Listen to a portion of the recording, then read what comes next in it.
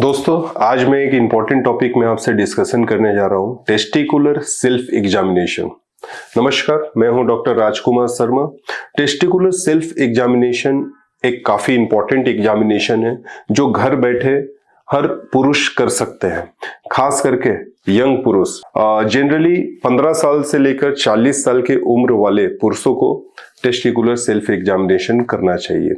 क्यों करना चाहिए टेस्टिकुलर सेल्फ एग्जामिनेशन?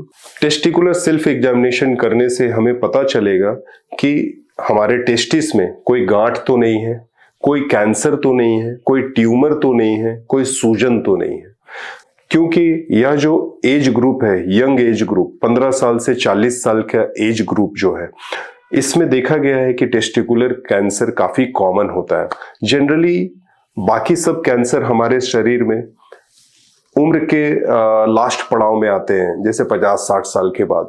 लेकिन टेस्टिकुलर कैंसर एक ऐसा कैंसर है जो कि यंगस्टर में देखा गया है। इसीलिए टेस्टिकुलर सेल्फ एग्जामिनेशन एक इम्पॉर्टेंट एग्जामिनेशन है जो कि हर मेल चाइल्ड को सीखना चाहिए। कैसे करना है टेस्टिकुलर सेल्फ एग्जामिनेशन? आइए मैं इस डायग्राम के मदद से मैं आपको बताना चाहूंगा। इस डायग्राम में यह है टेस्टिस और यह दो टेस्टिस है, राइट लेफ्ट, और यह है अंडकोश जिसे हम स्क्रोटम भी कहते हैं। टेस्टिस को अपने थंब और इंडेक्स फिंगर के मदद से इस तरह से पकड़ना होता है, इस तरह से देखना होता है। अगर आप स्टेबल कर सकते हैं 2 फिंगर से और सरफेस में इस तरह से छू के देख सकते हैं कोई गांठ तो नहीं है।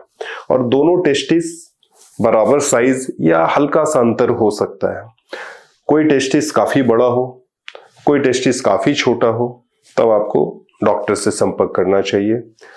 दूसरा, कंसिस्टेंसी, फील कैसा हो रहा है टेस्टिस?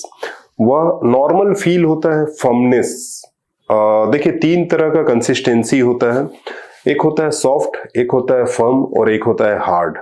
तो अगर मैं सिंपल लैंग्वेज में आपको बताऊं, यह अपना होंठ छू के देखें, दिस इज सॉफ्ट।